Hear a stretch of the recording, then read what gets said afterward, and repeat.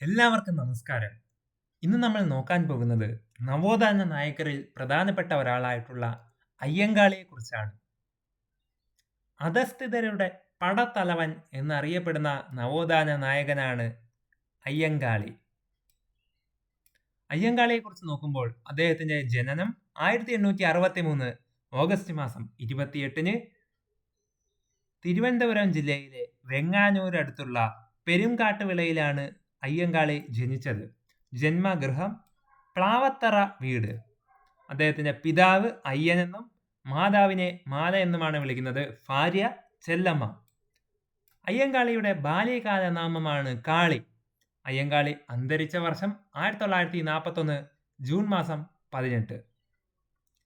പുലയ സമുദായത്തിൽ ജനിച്ച നവോത്ഥാന നായകനാണ് അയ്യങ്കാളി.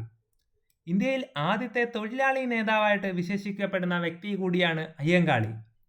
സാമൂഹിക അസമത്വങ്ങൾ പരിഹരിക്കാനും അധസ്ഥിതരുടെ സാമൂഹ്യ നില മെച്ചപ്പെടുത്തുന്നതിനുമുള്ള മൂലധനമാണ് വിദ്യാഭ്യാസം എന്ന് വിശ്വസിച്ചിരുന്ന നവോത്ഥാന നായകനാണ് അയ്യങ്കാളി. ദളിതർക്ക് പൊതുനിരത്തിൽ കൂടിയുള്ള സഞ്ചാര സ്വാതന്ത്ര്യം നേടിക്കൊടുക്കുന്നതിനായിട്ട് വില്ലുവണ്ടി യാത്ര നടത്തിയ നവോത്ഥാന നായകനാണ് അയ്യങ്കാളി. അയ്യങ്കാളി പ്രസിദ്ധമായിട്ടുള്ള വില്ലുവണ്ടി യാത്ര നടത്തിയ വർഷം 1893. അയ്യങ്കാളി വില്ലുവണ്ടി യാത്ര നടത്തിയ വർഷം 1893. അയ്യങ്കാളി വില്ലുവണ്ടി യാത്ര നടത്തിയത് വെങ്ങാനൂരിൽ നിന്നും തിരുവനന്തപുരത്തേക്കാണ്. കേരളത്തിലെ ആദ്യത്തെ സംഘടിത കർഷക സമരത്തിന് നേതൃത്വം നൽകിയ വ്യക്തി കൂടിയാണ് അയ്യങ്കാളി. പുലയ സമുദായത്തിലെ വിദ്യാർത്ഥികൾക്ക് വേണ്ടി അയ്യങ്കാളി വെങ്ങാനൂരിൽ കുടിപ്പള്ളിക്കൂടം സ്ഥാപിച്ച വർഷം 1905.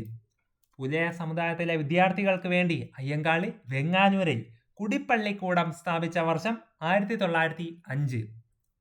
പിന്നോക്ക ജാതിയിൽപ്പെട്ട കുട്ടികൾക്ക് സ്കൂൾ പ്രവേശനം നൽകിയ തിരുവിതാംകൂർ രാജാവ് ശ്രീമൂലം തിരുനാളാണ്. പെരിനാട് സർവ്വസമുദായ സമ്മേളനം അയ്യങ്കാളിയുടെ നേതൃത്വത്തിൽ നടന്നത് 1915. പെരിനാട് സർവ്വസമുദായ സമ്മേളനം അയ്യങ്കാളിയുടെ നേതൃത്വത്തിൽ നടന്നത് 1915. പിന്നോക്ക ജാതിയിൽപ്പെട്ട കുട്ടികൾക്ക് സ്കൂൾ പ്രവേശനം നൽകിയ തിരുവിതാംകൂർ രാജാവെന്ന് ആരെന്ന് ചോദിച്ചാൽ ശ്രീമൂലം തിരുനാളാണ് ഉത്തരം. അയ്യങ്കാളി ശ്രീമൂലം പ്രജാസഭയിലേക്ക് നാമനിർദ്ദേശം ചെയ്യപ്പെട്ട വർഷം 1911 ഡിസംബർ 5. അയ്യങ്കാളി ആദ്യമായിട്ട് ശ്രീമൂലം പ്രജാസഭയെ അഭിസംബോധന ചെയ്ത പ്രസംഗിച്ച വർഷം 1912 ഫെബ്രുവരി മാസം 27. ശ്രീമൂലം പ്രജാസഭയിൽ അംഗമായ ആദ്യത്തെ ദളിത് വംശജൻ അയ്യങ്കാളിയാണ്. ശ്രീമൂലം പ്രജാസഭയിൽ അംഗമായിട്ടുള്ള ആദ്യത്തെ ദളിത് വംശജനാണ് അയ്യങ്കാളി. പിന്നോക്ക വിഭാഗത്തിൽ നിന്നും നിയമനിർമ്മാണ സഭയിലേക്ക് നാമനിർദ്ദേശം ചെയ്യപ്പെട്ട ആദ്യത്തെ വ്യക്തി കൂടിയാണ് അയ്യങ്കാളി. പിന്നോക്ക വിഭാഗത്തിൽ നിന്നും നിയമനിർമ്മാണ സഭയിലേക്ക് നാമനിർദ്ദേശം ചെയ്യപ്പെട്ട ആദ്യത്തെ വ്യക്തിയാണ് അയ്യങ്കാളി.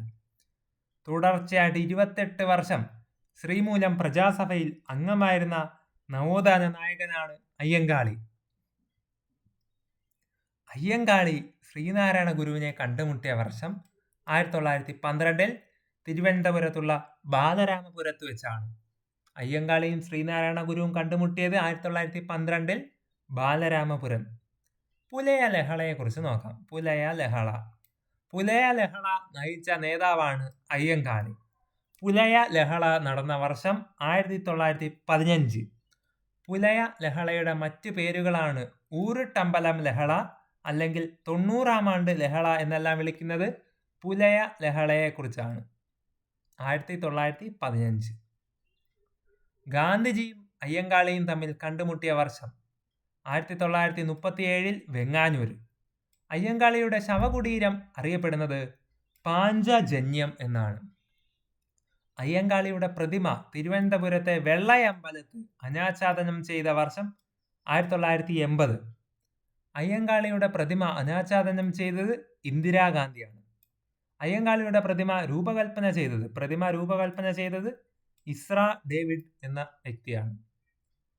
ഇന്ത്യൻ തപാൽ വകുപ്പ് അയ്യങ്കാളിയോടുള്ള ആദര സൂചകമായിട്ട് തപാൽ സ്റ്റാമ്പ് പുറത്തിറക്കിയ വർഷം 2002 August 12. Ayyankali urban employment guarantee scheme ആരംഭിച്ച വർഷം 2010. Ayyankali urban employment guarantee scheme ആരംഭിച്ച വർഷം 2010. അയ്യങ്കാളിയുടെ പേരിൽ തപാൽ സ്റ്റാമ്പ് 2002 ഓഗസ്റ്റ് 12. അയ്യങ്കാളിയുടെ പ്രതിമ എവിടാണ്? തിരുവനന്തപുരത്ത് ആണ്, വെങ്ങാനൂര്. പ്രതിമ രൂപകൽപ്പന ചെയ്തത് ഇസ്രാ ഡേവിഡ് ആണ്. അയ്യങ്കാളിയുടെ ശവകുടീരം അറിയപ്പെടുന്നത് പാഞ്ചജന്യം. ഗാന്ധിജി അയ്യങ്കാളിയും തമ്മിൽ കണ്ടുമുട്ടിയത് 1837 വെങ്ങാനൂരിൽ. അയ്യങ്കാളിയുടെ പേരിൽ ഒരു ചെയർ ആരംഭിച്ച സർവകലാശാല കേന്ദ്ര സർവകലാശാല. കാസർഗോഡുള്ള കേന്ദ്ര സർവകലാശാലയാണ് അയ്യങ്കാളിയുടെ പേരിൽ ഒരു ചെയർ ആരംഭിച്ച സർവകലാശാല എന്ന ചോദ്യത്തിന് ഉത്തരം. കേരള പട്ടികജാതി പട്ടികവർഗ വികസന കോർപ്പറേഷന്റെ ആസ്ഥാനം അയ്യങ്കാളി ഭവൻ. തൃശ്ശൂരുള്ള അയ്യങ്കാളി ഭവനാണ് കേരള പട്ടികജാതി പട്ടികവർഗ വികസന കോർപ്പറേഷന്റെ ആസ്ഥാനം. SC/STയുടെ വികസന കോർപ്പറേഷന്റെ ആസ്ഥാനം അയ്യങ്കാളി ഭവൻ, തൃശ്ശൂർ. അയ്യങ്കാളിയുടെ സ്മാരകം ചിത്രകൂടത്താണ്. കല്ലുമാല സമരത്തെക്കുറിച്ച് നോക്കാം, അല്ലെങ്കിൽ നമ്മുടെ പെരിനാട് ലഹള. പെരിനാട് ലഹളയാണ് കല്ലുമാല സമരം എന്നും അറിയപ്പെടുന്നത്. പുലയർ ഉൾപ്പെടുന്ന താഴ്ന്ന ജാതിയിൽപ്പെട്ട സ്ത്രീകൾക്കും കാതിലും കഴുത്തിലും ജാതിയുടെ അടയാളമായിട്ട് കല്ലുകൊണ്ടുള്ള ആഭരണങ്ങൾ അണിഞ്ഞിരുന്നത്. ഇതിനെതിരെ 1915 അയ്യങ്കാളിയുടെ നേതൃത്വത്തിൽ കല്ലുമാല ബഹിഷ്കരിക്കുകയും സവർണ ജാതിയിൽപ്പെട്ടവരെ പോലെ ആധുനിക ആഭരണങ്ങൾ അണിയാനുള്ള അവകാശം പിന്നോക്ക ജാതിയിൽക്കാർ നേടിയെടുക്കുകയും ചെയ്തു. കൊല്ലത്തിനടുത്തുള്ള പെരിനാടായിരുന്നു പ്രധാനപ്പെട്ട സമര കേന്ദ്രം. അതിനാൽ കല്ലുമാല സമരം പെരിനാട് ലഹള എന്നും അറിയപ്പെടുന്നു. കല്ലുമാല സമരത്തെ പെരിനാട് ലഹള എന്ന് വിളിക്കാൻ കാരണം എന്താണ്? കൊല്ലത്തിനടുത്തുള്ള പെരിനാടായിരുന്നു ഇതിന്റെ സമര കേന്ദ്രമായി വന്നത്. 1915 ലഹള നടന്നത്, പെരിനാട് ലഹള അല്ലെങ്കിൽ കല്ലുമാല സമരം. സാധുജന പരിപാലന സംഘത്തെക്കുറിച്ച് നോക്കാം. സാധുജന പരിപാലന സംഘം സ്ഥാപിച്ച നവോത്ഥാന നായകനാണ് അയ്യങ്കാളി. സാധുജന പരിപാലന സംഘം സ്ഥാപിതമായ വർഷം 1907. സാധുജന പരിപാലന സംഘം രൂപീകരിക്കുന്നതിന് പ്രചോദനമായ സംഘടനയാണ് SNDP. സാധുജന പരിപാലന സംഘത്തിന്റെ മുഖപത്രം സാധുജന പരിപാലിനി. വർഷം 1913. സാധുജന പരിപാലനിയുടെ വർഷം 1913. സാധുജന പരിപാലന സംഘത്തിന്റെ മുഖപത്രമാണ് സാധുജന പരിപാലിനി. സാധുജന പരിപാലിനി പ്രസിദ്ധീകരണം ആരംഭിച്ച സ്ഥലം ചങ്ങനാശ്ശേരിയിലെ സുദർശന പ്രസ്സിലാണ്. സാധുജന പരിപാലനിയുടെ ആദ്യത്തെ എഡിറ്ററാണ് ചെമ്പന്തറ കാളിച്ചോതി കറുപ്പൻ. ചെമ്പന്തറ കാളിച്ചോതി കറുപ്പനാണ് സാധുജന പരിപാലനിയുടെ ആദ്യത്തെ എഡിറ്റർ. സാധുജന പരിപാലന സംഘം പുലയ മഹാസഭയായിട്ട് മാറിയ വർഷം 1938. സാധുജന പരിപാലന സംഘം പുലയ മഹാസഭയായിട്ട് മാറിയ വർഷം 1938. ആളിക്കത്തിയ തീപ്പൊരി. അയ്യങ്കാളിയെ പുലയരുടെ രാജാവ് എന്ന് വിശേഷിപ്പിച്ചത് ഗാന്ധിജി. പുലയരുടെ രാജാവ് എന്ന് അയ്യങ്കാളിയെ വിശേഷിപ്പിച്ചത് ഗാന്ധിജി. അയ്യങ്കാളിയെ ഇന്ത്യയുടെ മഹാനായ പുത്രൻ എന്ന് വിശേഷിപ്പിച്ചത് ഇന്ദിരാഗാന്ധിയാണ്. അയ്യങ്കാളിയെ ആദ്യ കമ്മ്യൂണിസ്റ്റാണ് അയ്യങ്കാളി എന്ന് വിശേഷിപ്പിച്ചത് ആരാണ്? ഇന്ത്യയിലെ ആദ്യത്തെ കമ്മ്യൂണിസ്റ്റാണ് അയ്യങ്കാളി എന്ന് വിശേഷിപ്പിച്ചത് EK നായനാറാണ്. ആളിക്കത്തിയ തീപ്പൊരി എന്ന് വിശേഷിപ്പിച്ച സാമൂഹ്യ പരിഷ്കർത്താവ് അയ്യങ്കാളി. ആളിക്കത്തിയ തീപ്പൊരി എന്ന് വിശേഷണമുള്ള സാമൂഹ്യ പരിഷ്കർത്താവാണ് അയ്യങ്കാളി. THP ചെന്താരശ്ശേരി അയ്യങ്കാളിയെക്കുറിച്ച് എഴുതിയ പുസ്തകമാണ് കേരള ചരിത്രത്തിന്റെ ഗതി മാറ്റിയ അയ്യങ്കാളി. THP ചെന്താരശ്ശേരി അയ്യങ്കാളിയെക്കുറിച്ച് എഴുതിയ പുസ്തകം കേരള ചരിത്രത്തിന്റെ ഗതി മാറ്റിയ അയ്യങ്കാളി എന്ന പുസ്തകമാണ്.